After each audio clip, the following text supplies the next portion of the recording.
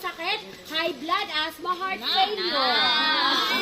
Manageable! Huwag naman kayo magagalit sa akin, mainis kapag tinatanong po kayo ng ganyan kasi malaylay ang hagdanan nating lalakbay na nakakahingal din. Ang ating hakat ay mamaya kaya kailangan natin alaga ng ating mga katawang lupa. Good afternoon, visitors from Zamboanga City. Mabuhay! Welcome to Tinago Falls!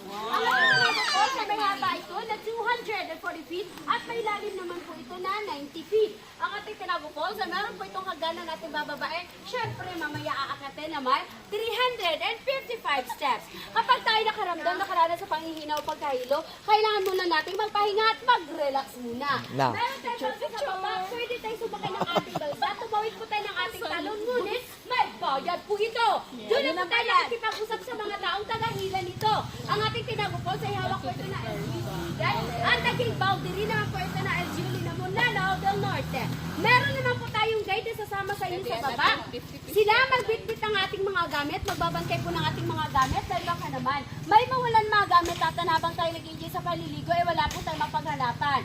Sila din po maghahakot na mag-iwan natin mga basura dahil hindi po pwede na magtatapon tayo kung saan lamang sa baba dahil eto po ay may multa. Kung sino sa atin na makikita mahuli na magtatapon ng kanyang basura sa baba, pag-akit nila, magbabayad po sila. At higit sa lahat, ang ating guide dito ay hindi po sila nagtatabaw dito. Siyempre naman, may bayad din po sila na 200 pesos bawat isa sa kanila. Good afternoon, visitors from Zamboanga City. Once again, mabuhay! Welcome to Tinago Falls!